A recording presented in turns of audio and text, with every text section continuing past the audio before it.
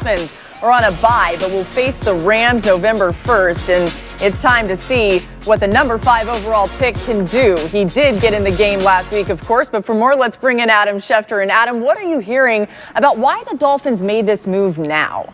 That was the interesting part about this, Laura. I think that they felt that Tua was put out there on Sunday in the final 2 minutes against the Jets, and if he was good enough to put out there last Sunday, then he's good enough to turn to at an ideal time of the season when they have a bye week, when he can mentally and physically prepare to start against the Rams the next 2 weeks. And Ryan Fitzpatrick had played very well. The team is 3-3. It's in position to make a legitimate playoff push.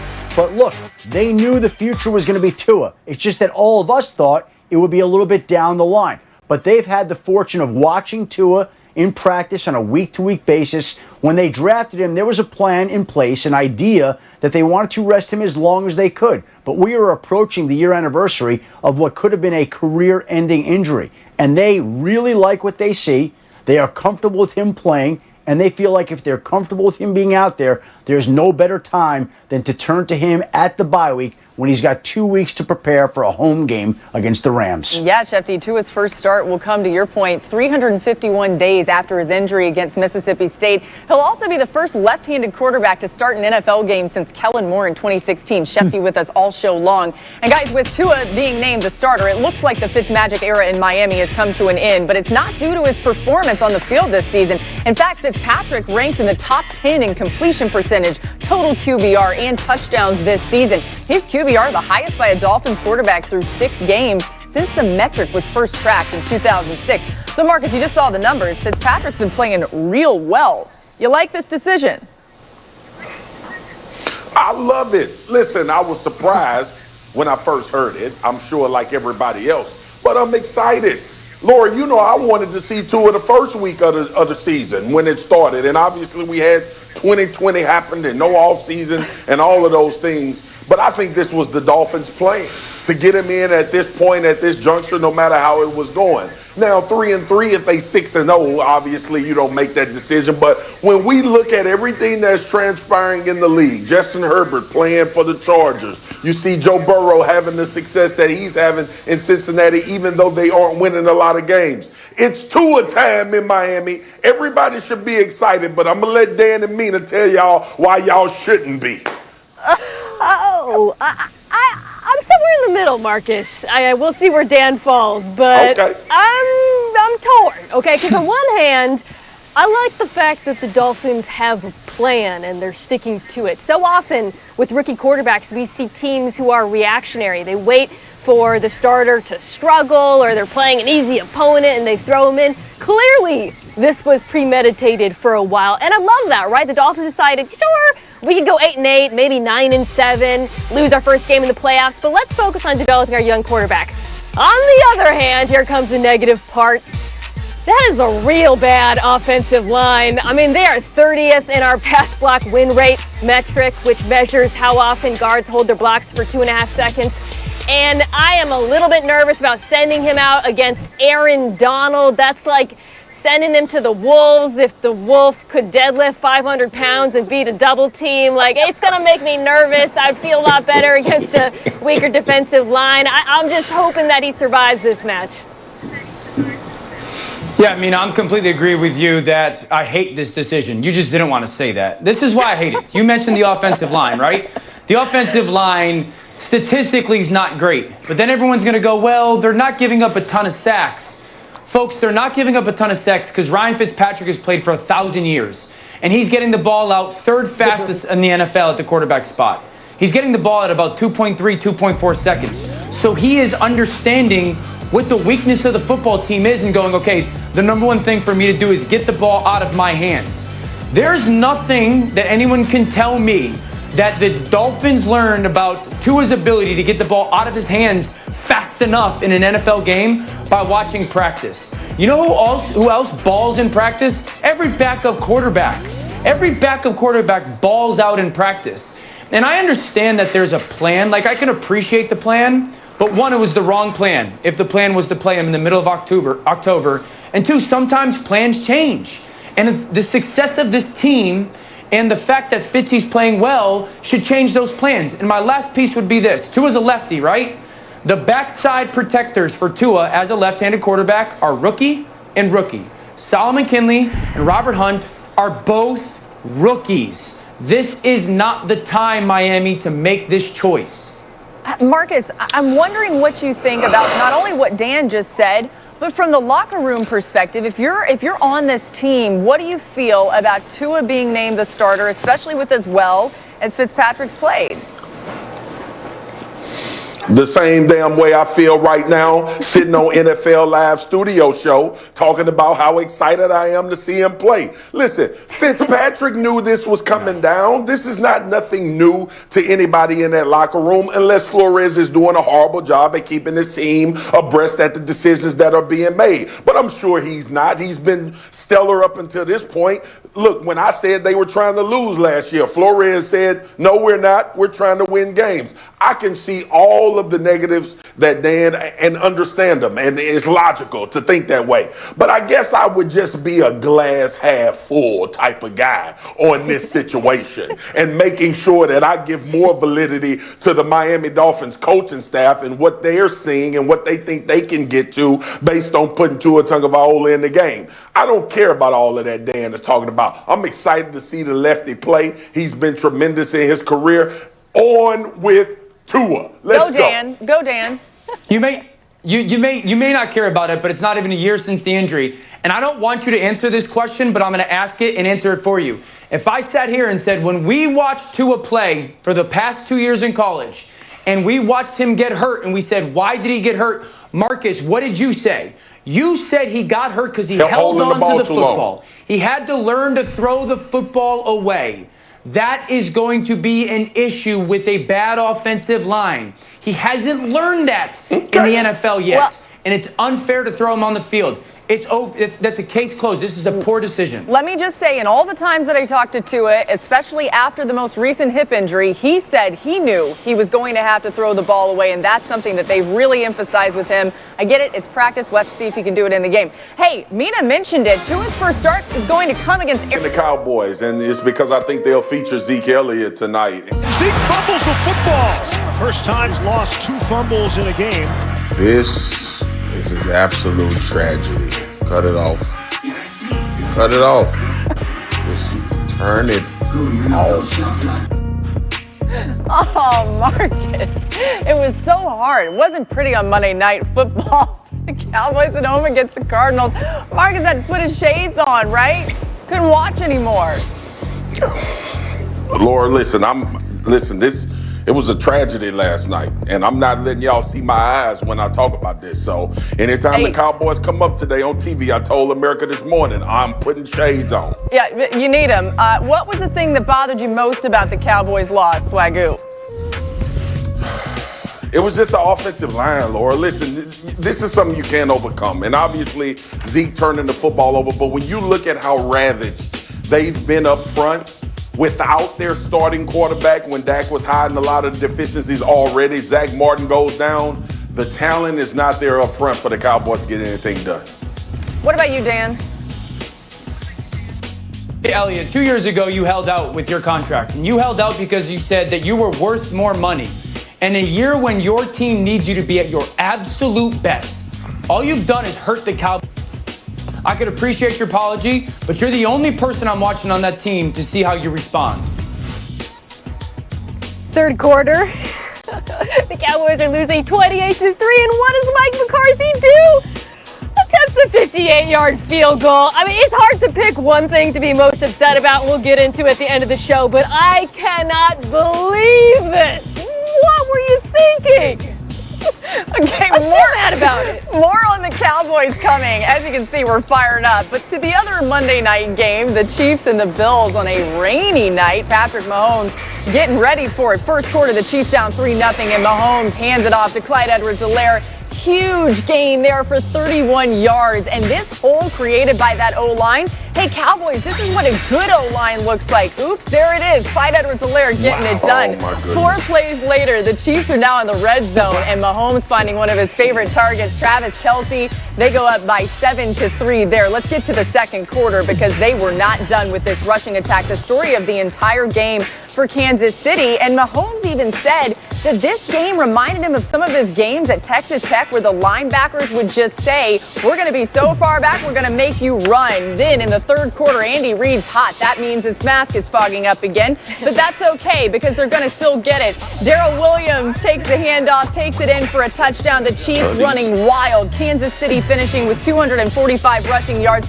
In the fourth quarter, the Bills still hanging around, but Josh Allen feeling some pressure there, intercepted by Daniel Sorensen. And look at this snag by Sorensen. The guy's got hands. The Chiefs hang on to win 26-17. And through their first 5 games this season, the Chiefs were averaging just over 26 rushes, 119 rush yards per game. Last night, clearly a different story. They adjusted. Kansas City ran the ball 46 times for 245 yards. Both of the marks are the most the Chiefs have recorded in a game since Andy Reid. You see him right there. We've got like a virtual Andy Reid in the studio here since he just took over for head coach in 2013. I love that. It's like Andy's actually here with us. Mina, the Bills did exactly what everyone was saying they should do defensively last night against the Chiefs. So what did you see out of Kansas City that proved all of us wrong? Well, Andy Reid said, oh, that blueprint you guys are talking about, you've been talking about all week about how defenses have been playing us, the Raiders, the Chargers, the Patriots. Yeah, you can shove it, okay? Because if you're going to sit back in your cute little zones with your 2 deep safeties and give us light boxes, we're going to run it up your throat. It's a credit to Clyde Edwards-Helaire, to that offensive line, by the way, which was playing with backups and absolutely dominated the Bills' front, but also to Patrick Mahomes, because he willingly took on the role of game manager. Averaged up the target of less than 7 yards, and I guarantee you this, guys, he would much rather win games and be a game manager than lose games or have to mount a furious comeback and have all these highlights airing the next day. He can beat you many different ways. It reminded me a lot of what we saw in week 1, and that makes this team deadly. Yeah, I mean, you talk about like Patrick Mahomes and the willingness to beat you. We talked yesterday about like Andy Reid being one of these great adjusters play call wise. And the Bills came out and said like, listen, you're not going to throw the ball downfield on us. And Andy Reid was like, that's fine, but I'm still going to use the fear of our pass game to help our football team. First of all, if you want to play us in man, I'll slice the tight end backside to help us with our run game when it comes to leverage. Again, fake reverses like the tight end backside. Laura, this was your Cowboys hole. It happens because taking advantage of the numbers. How about in the pass game, two shell safety, I'll do some RPOs. Double teams galore, only having to block 3 people on 5. Again, spread you out, run an RPO. That tackle by Edmonds, he's the guy that's left in conflict. And how about put Tyreek Hill, Kelce in the backfield, run him to the right, have everyone pay attention, and walk into the end zone. Like the adjustment by Andy Reid to say, you know what?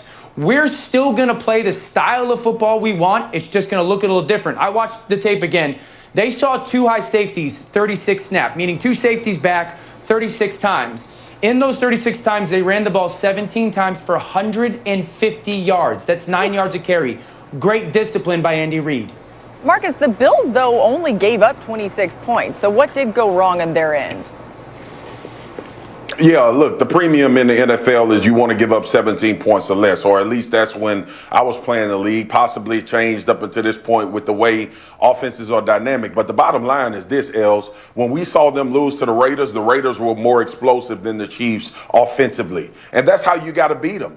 26 points. If I told you going into the game, I give you Josh Allen, Stephon Diggs, John Brown, and we will only give up 26 points to the Kansas City Chiefs. As a coaching staff and as players, you would say, we got to win that game. We got to figure out a way to score 28, or we got to figure out a way to get up into that range and where we can beat them. Listen, the Raiders beat them 40-32. That was a high-scoring game still by the Kansas City Chiefs. So teams, not only do you have to figure out a plan, your offense has to be as good as their offense. Yeah, and Shefty, the crazy thing about all this is that they're now going to add Le'Veon Bell to the mix. How do you expect them to use him in this Chiefs offense? First of all, I think they'll work him in slowly, but more than that, Clyde Edwards-Helaire struggled in the red zone. I think Le'Veon Bell becomes an immediate red zone threat where the Chiefs have struggled to run the football in deep. But Clyde Edwards-Helaire came out last night and ran with anger and ran with passion. Now they have two great backs. And if we look at a lot of offenses around the league, they like to lean on two backs. It's a long season. Clyde Edwards-Helaire is a rookie. So this allows them the luxury of preserving him over the course of a long season and giving Le'Veon Bell some work, especially in the red zone, and having the type of 1-2 combination that they believe they'll need as the season goes on and develops. Yeah, the point about the red zone is so smart. Le'Veon Bell has 36 career rushing touchdowns in the red zone. That's seventh most of any player since he entered the league in 2013. Shefty's staying with us, and we've got more coming your way. Aaron Donald currently leads the NFL in sacks, but is there an area that Donald feels he needs to improve on? Stick around. We're talking to him about that and so much more next. Aaron Donald, time you want, Monday through Wednesday on any device you choose. To get ESPN Plus, download the app or go to ESPNplus.com. Show the world what you about. Show the world what you about. Pressure in his face. Aaron Donald rips him to the turf. Aaron Donald into the backfield.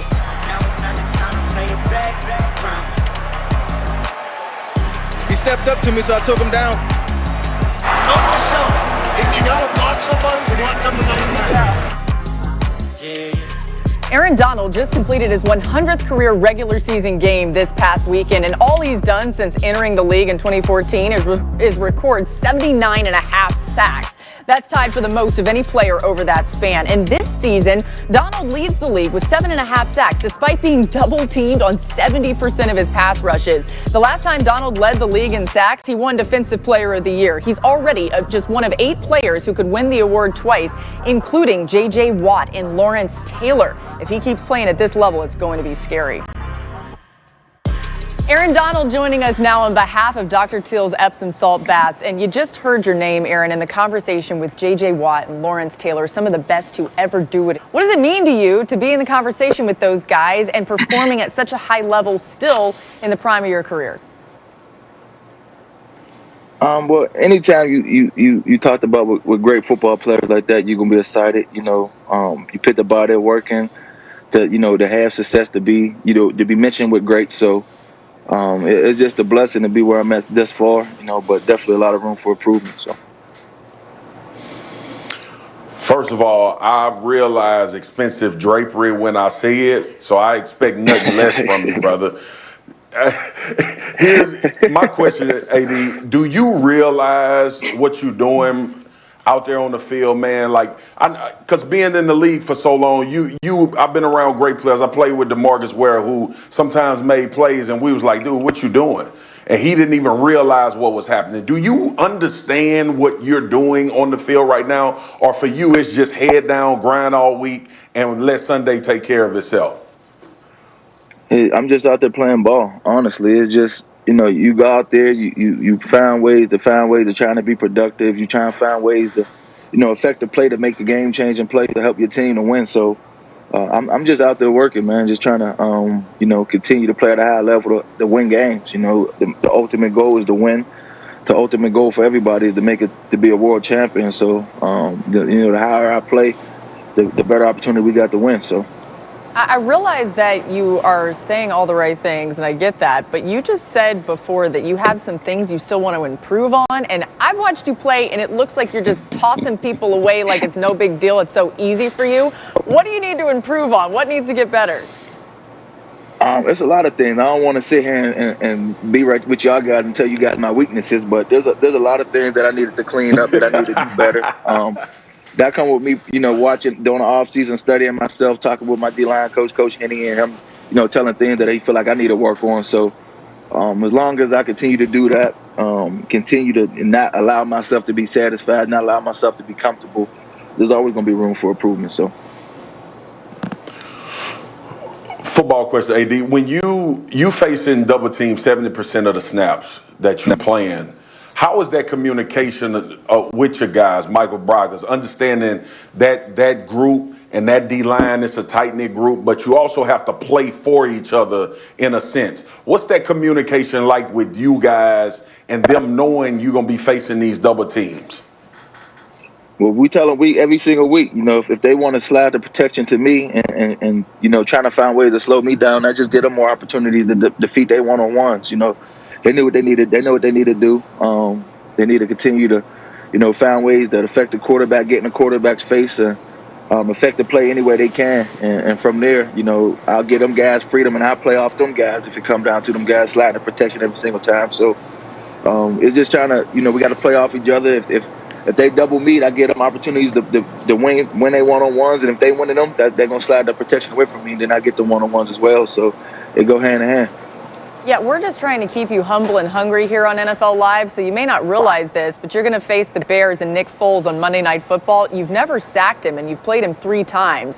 Do you keep tabs on these guys that you sack? And if that's the case, why haven't you sacked Nick Foles yet? No, I don't know. I just ain't get to him yet. I got to find a way, though. But, I'm going to go out there and play. I'm going to study, and, hopefully I get them opportunities, and I get to them this time. So we're going to see. Thanks for the motivation, too, by the way. There you go.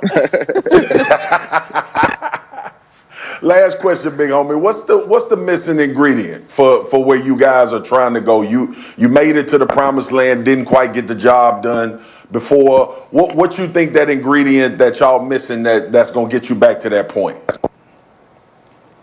We just got to play more consistent. I think we started off playing strong. Last couple of weeks, in my opinion, we've been playing a little inconsistent from as a team overall. So.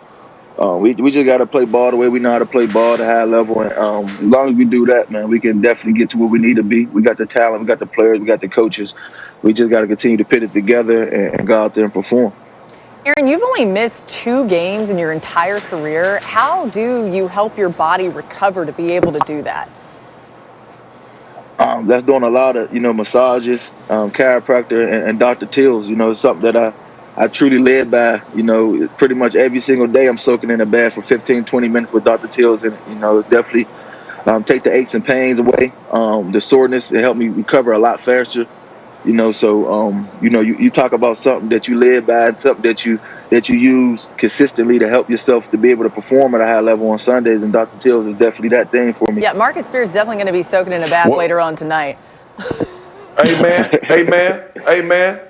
Hey man, send some of them bags towards NFL Live way. We get sore from sitting in these chairs talking about y'all all the time. Hey, we got you. We got you for sure. I'm gonna make that happen for y'all. I got you. I'm gonna make that happen. All right, fam. Thank you so much, Aaron Donald. We can't wait to see you on Monday Night Football. And yeah, we will see him on Monday Night Football. It's Aaron Donald and the Rams hosting the Chicago Bears, who may be the biggest surprise of the league at this point, sitting at 5-1. The game kicks at 8 Eastern right here on ESPN. Monday Night Countdown will get you going at 6 Eastern. And the Rams game after that, November 1st, is against the Miami Dolphins. Tua Tagovailoa, our top story today, has been named the starter for the Dolphins. And that means that Ryan Fitzpatrick will be backing him up. Tua getting an opportunity to prepare with 2 weeks because there is a bye this week, and certainly getting ready to go. He has had a chance to get in a game, completed his first couple NFL passes last week. But for more, let's bring in ESPN Dolphins reporter Cameron Wolfe. And Cameron, you've been around this team all season, so it seems like the question everybody's asking is why now for the rookie quarterback? Laura, the Dolphins simply wanted to see more of Tua. This wasn't about Ryan Fitzpatrick's play, which had actually been very good. It's more about Tua's development. I got a text from someone inside the Dolphins organization that said, expect the unexpected from Coach Flo. And I know Dan's not going to like this move because Fitz had been playing well and the Dolphins are in the playoff mix, but they do have a favorable November schedule. And for the team, there's an element of surprise here. I actually talked to one player who was surprised by the move today, but he did note that Tua has made at least 1 or 2 wow highlight plays in practice every week. And we can't forget that the Dolphins are on their bye week. So Tua gets 2 weeks to prepare for his first start. That played a big factor here. And Laura, we can't downplay the significance of it being 351 days on November 1st from Tua's devastating hip injury. That we can't forget. I love Cameron calling out Dan Orlovsky there, and he did mention the November schedule. Important to point out here, he'll face the Rams, Cardinals, Chargers, and Broncos in his first 4 starts. All 4 of those teams rank in the top 11 in defensive efficiency this season. So, Mina, what exactly do you expect this Dolphins offense to look like with Tua under center? You know, I don't think it's going to look that different from how it's looked with Ryan Fitzpatrick. And when they picked Tua in the draft and sort of linked him up with Chan Gailey, their offensive coordinator, I like the match because it makes a ton of sense based on what he did in college. I think they're going to spread it out, work the field horizontally. I expect a heavy dose of RPOs, which, Laura, you know from watching him at Alabama is something that he thrived in. I wouldn't be surprised if we see a lot of that, as well as some play action at first, but it's a good fit. We were questioning the offensive line, but I like the offensive fit between quarterback and team. Yeah, I mean, I have absolutely no idea what you just said because my earpiece went out. So I'm going to kind of talk and hopefully don't